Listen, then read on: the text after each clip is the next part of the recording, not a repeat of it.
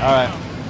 Mick Thomson, Slipknot, welcome to Seymour Duncan. Do you remember when we talked a little, about a year ago, backstage at Loud Park? In Japan, yeah. That's right, and we started talking about tweaking the blackouts, and that's what became the EMTY. Absolutely. That's right. So, you like the way this pickup performs for your specific style of playing?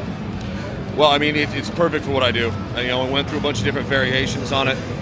You guys made me a bunch of different tweaks before we finally arrived at it. What's great was it was during a time that I was on the road, so I was able to use it night after night, through my actual full rig on stage, as opposed to just hearing it at home in the studio, that kind of thing. Every night I played, the entire last record cycle was on different variations of the EMTY pickup, really. That's right. So every night, no matter who saw the show, they saw some version of the pickup as I was ironing it out.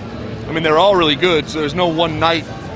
There was never a bad night of guitar sound, but slowly but surely we refined it over the period and got it exactly where I wanted it. But the great part was my ability to tweak it in that situation to where there's no ifs, ands, or buts. I mean, you're hearing what you're hearing. I'm getting feedback from my front of house engineer. My tech hears it every night. Other people in the band, so we're hearing it from different parts of the stage. Some of us have in-ears, some of us don't, so you're hearing different kinds of even monitor mixes.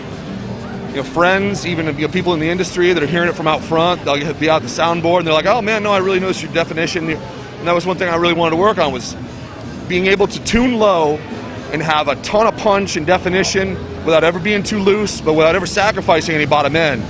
When you tune that low with that big of strings, you naturally have a bottom end that a lot of pickups, especially passives, they just can't really deal with. They just fall apart.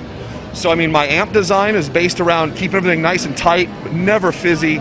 Huge bottom end, but still it'll crack your ribs, And so like the last piece of that puzzle, really, I mean, I've already done my guitars, my amp, even the speakers I use, but the pickups were the final little part there where everything is just like, I couldn't be happier. Well, there you have it. The AHB3 Mick Thomson EMTY Blackouts, available exclusively from Seymour Duncan. If you want to sound like Mick, you need these pickups. You ready to sign some autographs? Sure.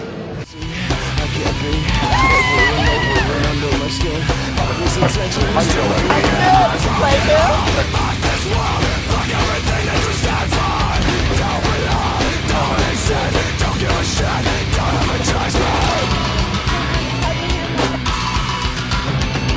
you doing, man? How's it going?